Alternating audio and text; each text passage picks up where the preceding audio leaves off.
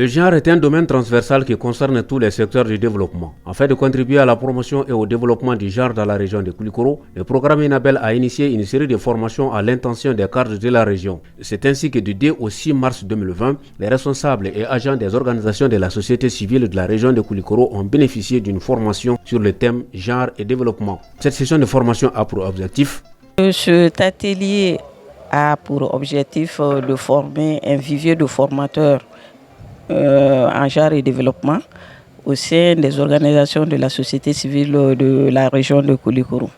À la fin de ces 3 sessions de formation, qui quand même a pris 15 jours de formation de formateurs en genre et développement, au sein de ENABEL, nous osons espérer que les participants sont suffisamment outillés par rapport au concept genre en général, mais aussi par rapport à certains mots-clés en genre. Au cours des 5 jours, une méthodologie plus active et plus participative a été employée et qui a permis aux participants d'acquérir un savoir, un savoir-faire et un savoir-être dans le domaine du genre. Sur un autre plan, la formation devait amener les apprenants à devenir genre sensibles dans l'exercice de leur rôle et être des formateurs dans le domaine du genre et développement. Il faut rappeler que la facilitation de cette formation était assurée par l'ONG internationale Le Monde selon les femmes et pilotée par les responsables du projet renforcement des capacités IRC ENABEL. Si cette formation consiste à renforcer les compétences des ressources humaines des différentes organisations, il fallait d'abord lever certaines nuances sur le concept de genre. Tel que l'empowerment, qui se décline en l'empowerment individuel et collectif, les stéréotypes en matière de genre et la violence basée sur le genre. Au-delà de ces mots, il y a quand même certains outils genre qui nous paraissent essentiels pour un formateur en genre et développement. Je fais allusion au CV genre, à l'horloge du temps, à la marche du pouvoir et des privilèges. Cette formation va apporter un changement de comportement chez les participants. Je remercie beaucoup ENABEL par rapport à cette formation. C'est très important pour moi parce que je suis directrice d'une ONG nationale qui est membre de la CRONC de Koulikoro.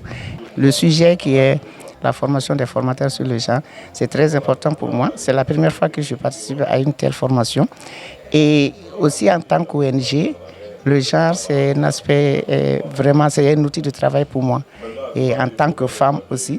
Donc, je sais qu'avec cet outil, on peut faire évoluer l'égalité des sexes. La télé va très bien. Nous avons de formidables formatrices. On apprécie cette formation. Les outils au niveau de la formation, c'est vraiment très innovant. J'avais déjà fait des formations sur le genre, mais il y a des outils, de nouvelles outils que j'ai eu à voir lors de cette formation que j'avais jamais vu. C'est comme le carré genre, c'est pouvoir et sexisme, et puis la marche des pouvoirs et des privilèges, et aussi le CV genre. Vraiment, ça, ce sont des outils qui sont formidables, qui peuvent être utilisés par n'importe quelle cible. J'avoue que cet atelier est un atelier très important. Parce que avant cet atelier-là, on faisait beaucoup la confusion entre le genre et le sexe. Et je crois qu'au sortir de cette formation, on a bien compris qu'il y a une différence entre genre et sexe. Et cette formation nous a permis de comprendre vraiment le genre dans toutes les dimensions.